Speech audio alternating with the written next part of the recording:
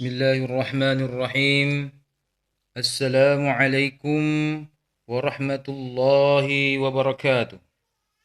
Alhamdulillahi rabbil alamin. Wassalatu wassalamu ala ashrafil anbiya'i wal mursalin. Sayyidina wa habibina Muhammad wa ala alihi wa sahbihi ajma'in. Wa man ihtada bihadihi wa man ihtada bisunnatihi ila yaumiddin, amma ba'd. Puji syukur kehadirat Allah, salam dan salawat kepada Rasulullah sallallahu alaihi wasallam. Santri-santriku yang kami cintai dan insya Allah dirahmati oleh Allah Subhanahu wa taala. Puji syukur kehadirat Allah, salam dan salawat kepada Rasulullah sallallahu alaihi wasallam. Sebelum kita mulai, mari kita berdoa kepada Allah Subhanahu wa taala, semoga apa yang kita lakukan ini bermanfaat. Kemudian sembari mendoakan para ulama kita, al-anbiya wal awliya wal muslimin al-ahya'i minhum wal amwat. Ila hadhihi niyya wa latin salihah al-Fatihah. Bismillahirrahmanirrahim. Rahmanirrahim. Maliki yaumiddin. Iyyaka na'budu wa nasta'in. Amin ya rabbal alamin. Alhamdulillah, pada pertemuan kali ini kita kembali melanjutkan mata pelajaran kita berkaitan tentang tafsir wa usuluhu. Tafsir adalah mata pelajaran yang berusaha mempelajari, memahami isi kandungan dari Al-Quran. Dan usuluhu dan usul tafsir berbicara tentang kaidah-kaidah, metode-metode, pendekatan dan tata cara bagaimana menafsirkan Al-Quran sesuai dengan kaidah yang tepat dan benar. Pada pertemuan kita kali ini, di pertemuan perdana setelah libur yang panjang, tema kita berkaitan tentang mengapa kita ini wajib menafsirkan Al-Quran, terkhusus kepada seorang ulama. Dan kita sebagai seorang muridnya, berarti mengapa kita wajib mempelajari tafsir Al-Quran. Kalau seorang ulama wajib menafsirkan Al-Quran, kalau yang belum sampai ke tingkatan maqam ulama, berarti wajib, apalagi seorang thalibul ilmi, wajib fardu kifayah menafsirkan Al-Quran. Ya, fardu kifayah. Begitu pula seorang ulama juga, dia juga berkewajiban menafsirkan Al-Quran, kalau kita berkewajiban mempelajari tafsirannya. Adik-adikku yang saya cintai karena Allah Subhanahu wa taala, ada beberapa hal penting yang bisa menjawab mengapa kita wajib menafsirkan Al-Quran. Setidaknya ada 6 poin. Yang pertama, Al-Quran itu turun 14 abad silam. Sekarang sudah 1400 lebih Hijriah. Berarti sudah 14 abad silam yang lalu Al-Quran turun ke bumi. Oke. Sehingga karena waktunya sudah lama, ya, itu harus disesuaikan dengan perkembangan zaman. Ya, perkembangan zaman. Karena sesuatu yang tanda kutip mungkin dianggap klasik, dia harus menyesuaikan diri supaya yang klasik tersebut tetap menjadi menarik dan dianggap sebuah kebenaran. Karena turunnya sudah 14 abad yang silam, berarti dibutuhkan terobosan dalam memahami Al-Quran dari abad ke abad, dari tahun ke tahun. Nah, ini. Kemudian, poin yang kedua adalah karena Al-Quran itu dahulu kala, 14 abad silamnya, hanya turun di Hijaz. Hijaz itu Mekah, Madinah dan sekitarnya. Itu namanya Hijaz. Sebelum ada namanya Kerajaan Arab Saudi, ya, dulu Mekah, Madinah dan sekitarnya itu namanya Hijaz. Nah, kini Al-Quran ternyata bukan hanya dibaca oleh orang Hijaz, tapi kini bisa dikatakan satu bumi ini sudah mengkaji Al-Quran, sudah mempelajari Al-Quran. Sehingga Bukan hanya orang Arab yang tahu, yang baca Al-Quran, yang orang Hijaz ini orang Arab. Tetapi kita seperti orang Indonesia, orang Amerika, orang Jerman dan sebagainya, ketika mempelajari Al-Quran itu membutuhkan, membutuhkan ini.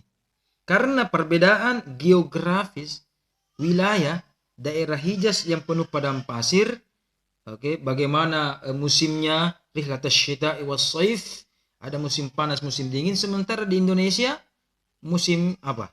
Musim hujan dan musim kemarau. Bahkan ada daerah 4 musim, panas, dingin, kemudian musim gugur dan musim semi. Seperti misalkan di Jepang dan lain sebagainya. Poin yang ketiga, karena ini karena turunnya waktu yang silam lama dan turunnya hanya di dua ini, Mekah Madinah, maka salihun likulli zamanin wa makanin.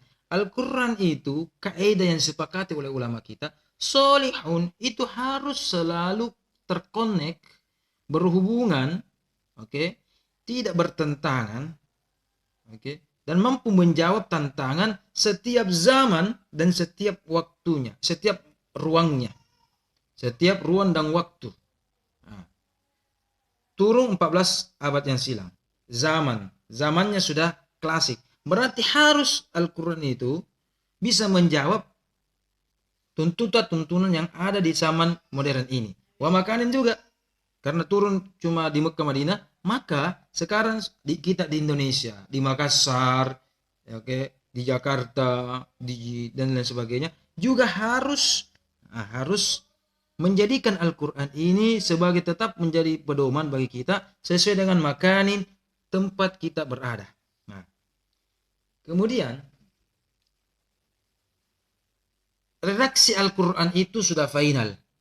Ketika kita paham bahwa waktu dan tempatnya sekarang sudah berbeda ketika 14 abad silam turun Al-Quran. Di sisi lain, redaksi Al-Quran, ayat Al-Quran, surah Al-Quran, kata huruf Al-Quran sudah final. Apa artinya sudah final? Tidak bisa dirubah lagi. Karena tidak bisa dirubah lagi, tetapi sekarang maraknya isu dan masalah kontemporer modern. Di sisi lain, sains dan teknologi yang tak terbendung. Makanya, redaksi Al-Quran yang sudah final ini tidak bisa lagi dirubah, ditambahi, direvisi dan sebagainya. Yang mengalami perubahan dan perkembangan adalah namanya penafsiran. Al-Quran sudah final, sudah baku. Tapi dalam menafsirkan Al-Quran masih berada di babak penyisihan. Belum masuk ke babak final. Kenapa? Karena Al-Quran itu sifatnya qat'iyun.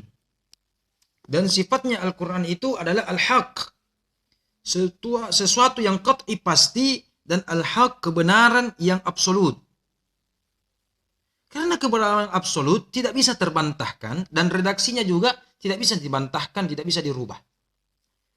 Untuk salihun likulli zamanin wa makanin sebagaimana kaidah kita ini sebelumnya, maka biarkanlah Al-Quran itu yang bersifat zonniyun, yang bersifat relatif, dan sebuah as-sawabu, kebenaran yang nisbih. Kalau Al-Quran itu kebenarannya adalah al-haq absolut, kalau tafsir itu juga benar, tetapi kebenarannya apa? Bersifat nisbi atau relatif, berbeda antara satu dengan yang lainnya. Kalau dikatakan salah satu firman Allah, a'udzubillahi minasyaitonirrajim, terulang dalam surah An-Nisa maupun surah Al-Maidah, ada di antara penggalan ayatnya Allah berfirman, aulamastumun nisa. Aulamastun nisa, lamastum au artinya atau. Ini berbicara tentang ayat-ayat yang berkaitan tentang yang membatalkan wudu. Lamastum artinya secara umum menyentuh. An-nisa wanita, menyentuh wanita. Redaksi Al-Quran sudah final, menyentuh wanita. Tidak ada kata-kata wanita muhrim atau bukan muhrim. Menyentuh wanita pakai alas atau tidak. Menyentuh wanita kulitnya, rambutnya, atau bahkan kukunya. Tidak ada kata-kata. Dan bagaimana model sentuhnya, apakah sedikit atau banyak, menggunakan nafsu atau tidak, tidak ada. Redaksi Al-Quran hanya berkaitan lamastumun nisa, yaitu yang membatalkan wudu adalah menyentuh wanita. Tapi an-nisa di sini umum, ibu kita man-nisa, wanita.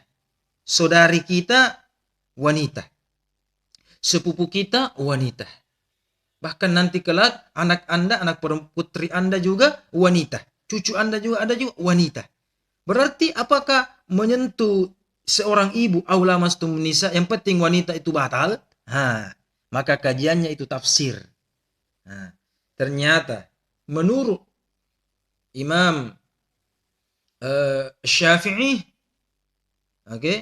dan semua ulama secara umum sepakat, an-nisa yang dimaksud ini adalah wanita yang bukan muhrim, bukan mahram. Selain itu. Berarti menyentuh mama tidak batal, menyentuh saudari kandung tidak batal. Menyentuh tante langsung tidak batal, menyentuh kemanakan langsung tidak batal. Kalau sentuh sepupu batal, ya. Dan seterusnya. Menafsirkan Al-Qur'an. Kemudian sentuh yang mana? Al-Qur'an hanya mengatakan yang penting bersentuhan. Imam Syafi'i mengatakan yang penting bersentuhan batal, tanpa kain batal, kecuali rambut dan kuku, karena itu bukan bagian dari kulit. Padahal dalam Al-Quran hanya mengatakan menyentuh. Tidak ada kata kulit, kuku, rambut, dan lain sebagainya. Gigi, itu. Tapi Imam Syafi'i membatasi. Dan mensentuhnya ini tanpa kain. Di sini Al-Quran hanya mengatakan menyentuh wanita. Imam Syafi'i menafsirkan tanpa kain, kemudian menyentuh yang muhrim, bukan muhrim, kemudian selain rambut, kuku.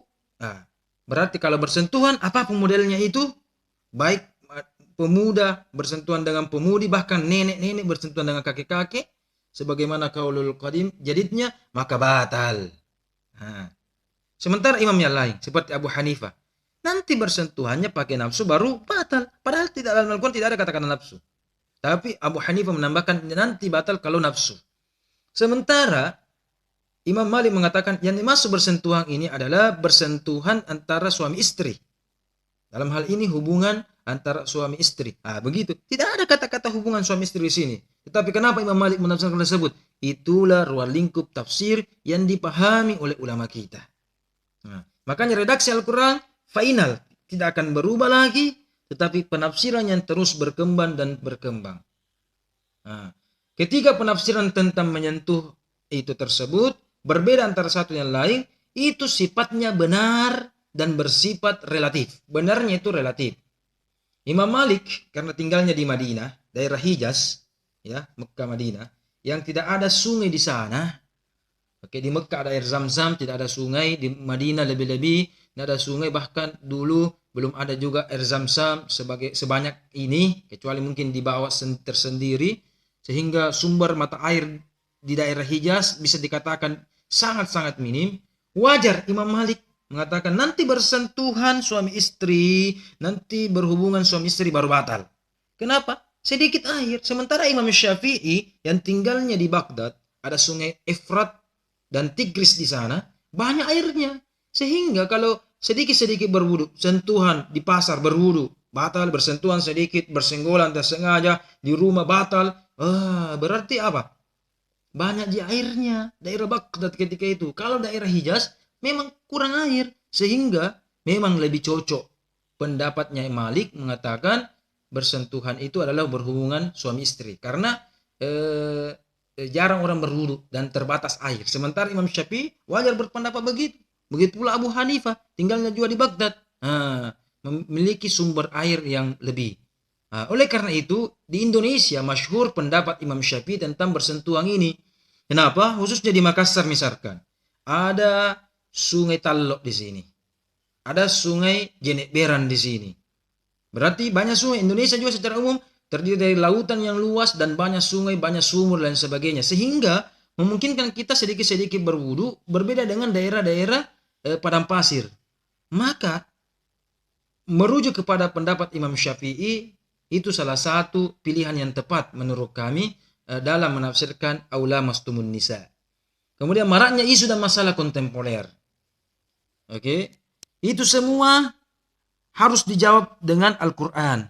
Ketika Al-Quran menjawabnya, maka metode memahami Al-Quran itu harus mempelajari tafsir. Begitu pula saintek. Misalkan anak tabung. Bagaimana dengan anak tabung? Tidak ada pada masa dahulu anak tabung. Sholat menggunakan mic. Bagaimana? Bahkan sholat menggunakan masker sekarang. Itu seiring dengan perkembangan sains dan teknologi yang tak terbendung itu, mengharuskan kita menjawab isu, menjawab masalah, dan menjawab perkembangan sains dan teknologi itu dari Al-Quran dengan cara tafsir. Kenapa? Tafsir itu memiliki sifat solusi. Menjawab solusi-solusi sebagai jawaban dan solusi dari isu-isu dan masalah yang ada di sekitar kita. Itulah fungsinya tafsir. Tafsir itu memberikan solusi. Dan tafsir memberikan kita sumber hukum. Oh, ini batal, ini tidak, ini apa, dan sebagainya. Sebagaimana Al-Quran sumber hukum juga. Dan tafsir itu ada ilmunya, ada metodologinya. Sebuah ilmu metodologi yang harus memang dipelajari dari A sampai Z, dari 0 sampai 100. Beserta berbagai cabang-cabangnya. Dan ketika semua kita sudah pelajari, tafsir itu sebagai preventif. Yaitu bersifat mencegah. Mencegah kita supaya tidak terjerumus dalam kesesatan. Maka sifatnya tafsir itu preventif supaya mampu menyelamatkan kita dari tergelincir-gelincir dalam memahami agama secara umum yang kurang tepat, yang bahkan yang kasarnya itu yang sesat atau yang keliru dan lain sebagainya. Inilah penting yang kita harus pahami di pelajaran pertemuan perdana kita, bahwa tafsir itu sebagai solusi, sumber hukum, metodologi yang dipelajari dan bersifat preventif mencegah. Dan kita wajib menafsirkan, mempelajari tafsir Al-Quran itu karena Al-Quran itu sudah turun 14 abad yang silam. Kesimpulan yang kedua, Al-Quran itu sudah turun di Hijaz, hanya turun di Hijaz dahulu kala. Di sisi lain, Al-Quran itu harus soleh, harus sesuai dengan zaman dan waktu, kapanpun dan dimanapun itu. Redaksi Al-Quran sudah final, maka perlu dikembangkan dengan tafsir untuk menjawab isu dan masalah kekinian dengan menjawab hal-hal saintek yang tak terbendung, teknologi, budaya, peradaban yang sangat banyak di masyarakat ini. Inilah peranan penting dalam tafsir sebagai solusi untuk menjawab hal-hal tersebut dan sebagai sumber hukum bagi kita menetapkan apakah ini hukumnya wajib, sunnah, batal, makruh, dan sebagainya dan sebagainya. Terima kasih atas kesempatannya. Untuk menutup kuliah kita ini, saya hanya memberikan satu latihan yang sangat singkat. Saya minta adik-adikku untuk membuat kesimpulan dalam bentuk poin-poin, minimal 3 poin kesimpulan dan maksimal 7, tidak usah terlalu banyak ya, minimal 3 maksimal 7 tentang isi dari video teaching ini. Oke, saya rasa gampang tadi dan semoga jelas berdasarkan tabel tersebut. Demikian dari kami, terima kasih atas perhatiannya. Assalamualaikum warahmatullahi wabarakatuh.